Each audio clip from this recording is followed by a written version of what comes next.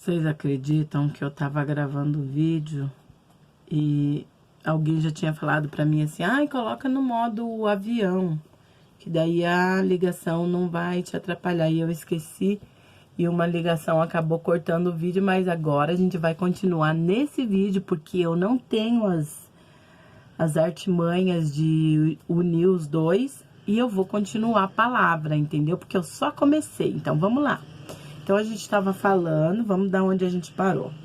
A gente estava falando sobre que tinham se passado mais ou menos 12 anos. E aí, o que que aconteceu?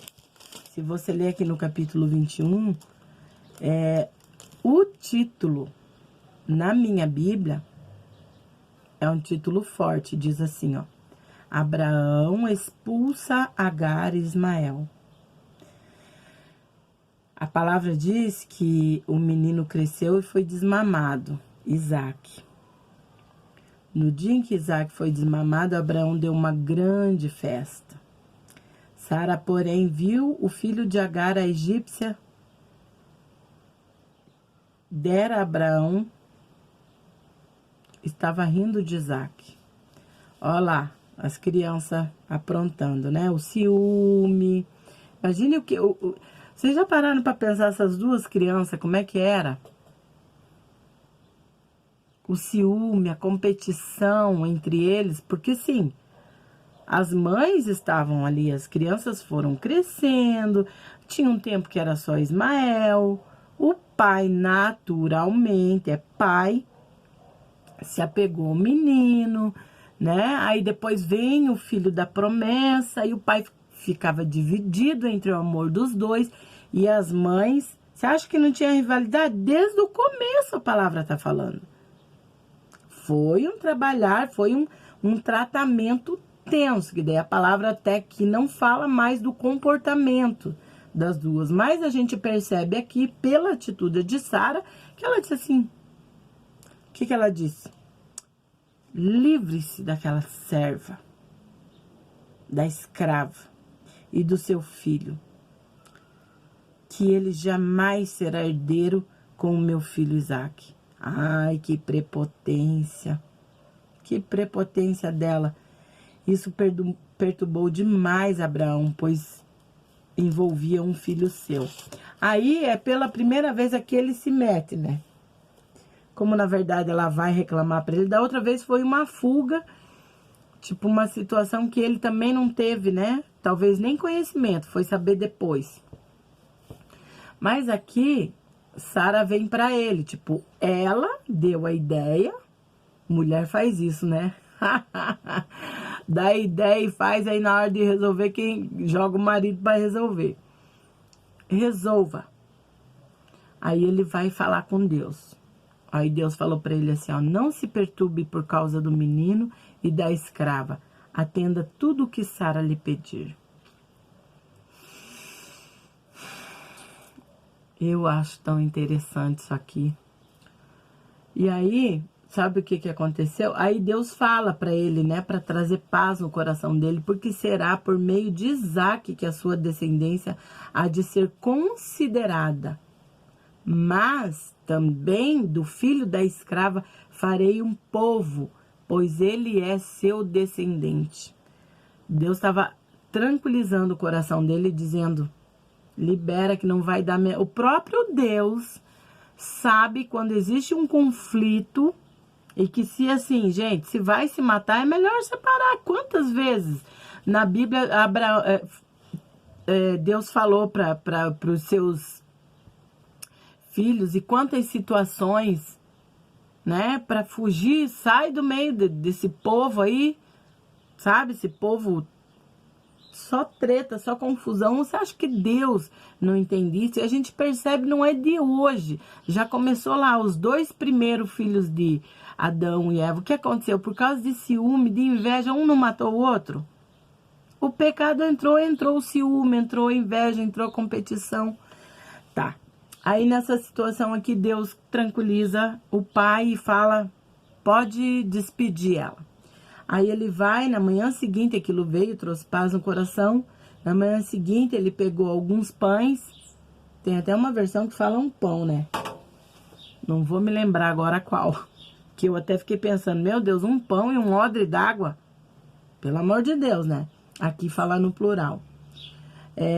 Uma vasilha de couro cheia de água, entregou a Agar, tendo-os colocado nos ombros. Eu acredito até que fala assim, uns pães.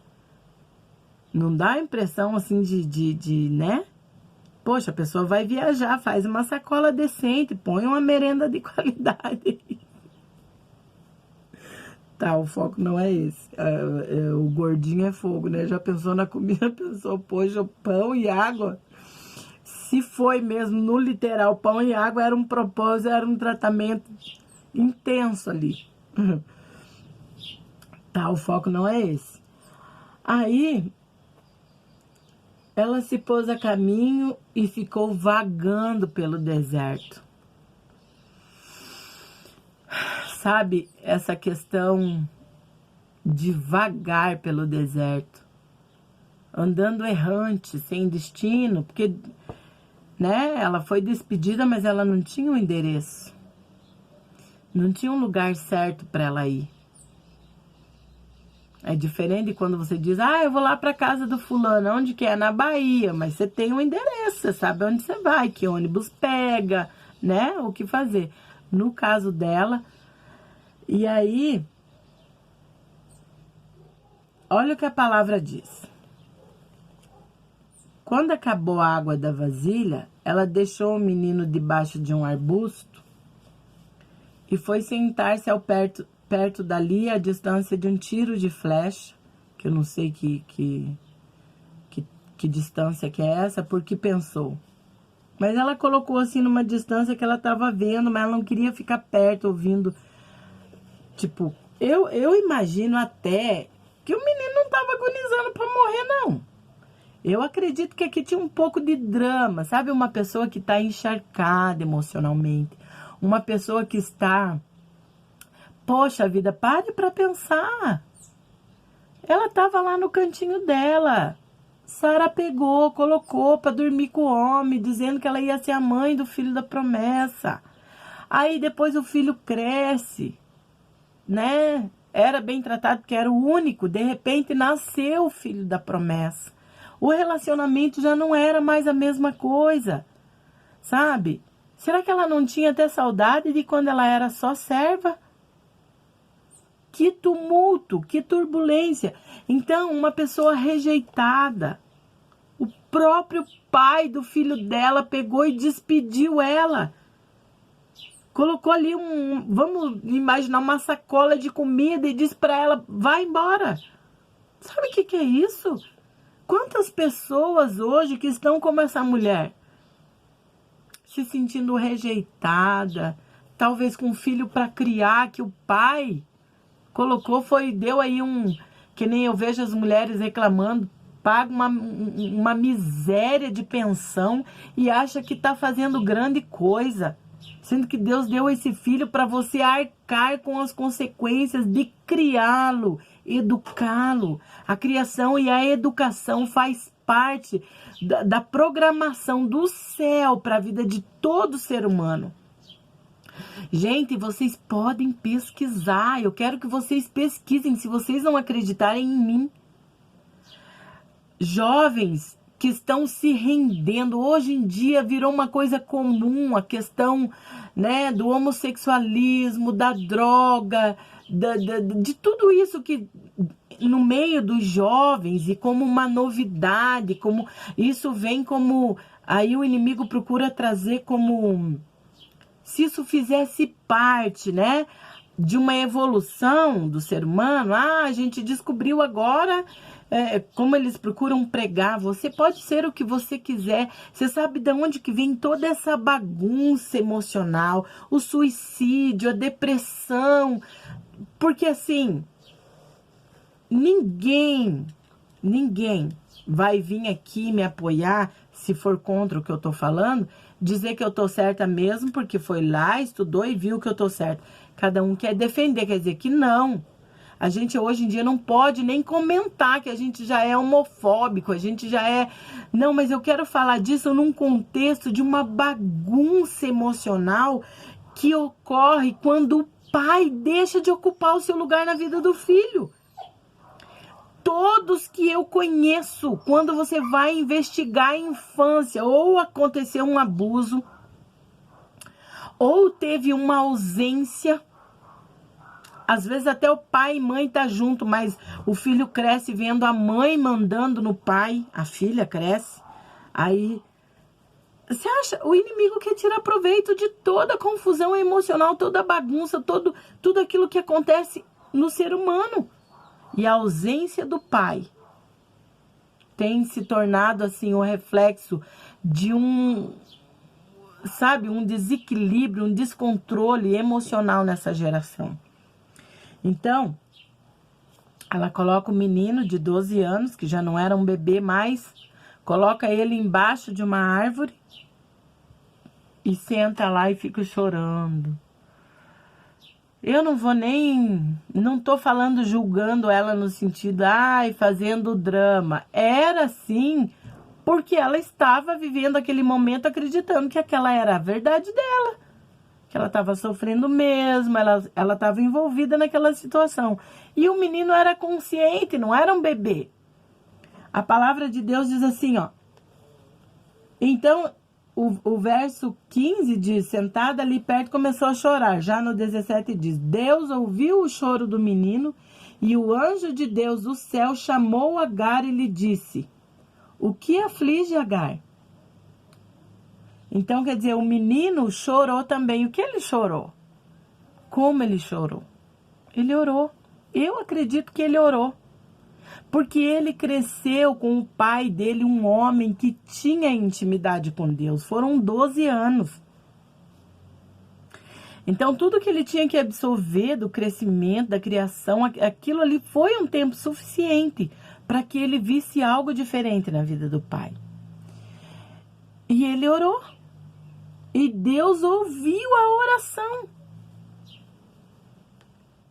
E aí, sabe o que a palavra fala? O que te aflige, o anjo fala. Não tenha medo, Deus ouviu o menino chorar, a voz do menino. Tem um texto que fala, lá onde você o deixou, levante, tome pela mão, porque dele farei um grande povo. Atitude, levante, pare de chorar, pare de sofrer. Eu ouvi a oração. Essa é a intenção do coração de Deus quando a gente ora, é nos responder. O que tem acontecido hoje é que talvez a oração que você está fazendo não foi respondida assim. Você orou como um menino, chorou e o anjo veio. Talvez porque não foi esse tempo, está tendo um tempo para que a sua resposta venha, você desanimou. Quem sabe você está no tempo de Agar, chorando. Ai, que beleza. Quem sabe você está no tempo de Agar chorando, sofrendo, angustiado. E eu quero deixar essa palavra para o teu coração. Se Deus ouviu a oração do menino, ensine seus filhos a orar. Eu lembro de uma fase dentro da minha casa que a gente vivia milagres constantes porque eu motivava eles a orar. Foi uma fase maravilhosa da nossa vida. Eu me lembro muito bem dessa fase. Então, eu quero dizer para você, ore, seja insistente. Você sabe o que a palavra fala sobre alguém que é inconstante? Lá em Tiago 1, 5, 8 diz assim, ó, se algum de vós tem falta de conhecimento, peça a Deus. Como? Orando. Que a todos ele dá liberalmente. Né? Peça com fé, não duvidando. Aquele que duvida é semelhante à onda do mar, que é levada para de uma outra parte. Não pense tal homem que receberá do Senhor alguma coisa. Homem de coração dobre, é inconstante em todos os seus caminhos. Então você precisa ser insistente. Quando você achar que você não sabe orar, lembra de Romanos 8, 26. Também o Espírito semelhantemente nos assiste em nossa fraqueza. Paulo diz, porque não sabemos orar como convém, Não se preocupe. Não existe uma receita exata. Confie, persevere. Então eu quero que essa palavra fique no teu coração. Vamos orar? Senhor meu Deus, eu quero colocar nesse momento, Pai, esse tempo da palavra que nós tivemos aqui, que o Senhor venha ministrar esse coração. Que o teu Espírito Santo venha trazer revelação dentro dessa palavra para cada vida, que cada um venha ter a sua experiência hoje dentro dessa palavra. Lembrando de que se orar e o anjo não vier no mesmo momento, a resposta não vem no mesmo momento, perseverar em oração. Nós vimos ontem a palavra falando, o próprio Jesus dizendo, a oração sempre, sem desistir, dia e noite. Pai, nós queremos te agradecer, Senhor, pelo privilégio que temos de estar vivendo nesse tempo onde a gente pode orar, onde a gente pode buscar a tua face, onde a gente pode compartilhar, ajudando um ao outro, porque quando eu estou orando aqui, essa pessoa está orando aonde ela estiver, ouvindo essa oração, existe uma conexão dentro de uma palavra que o Senhor disse, que quando dois concordarem sobre qualquer assunto, será concordado no céu. Então vem e traz para essa casa, Senhor, um tempo de discernimento, um tempo de esclarecimento sobre o poder da oração, para que o teu nome seja glorificado em todo o tempo. Em nome de Jesus. Amém. Que Deus abençoe sua vida. Até a próxima. Fiquem com Deus.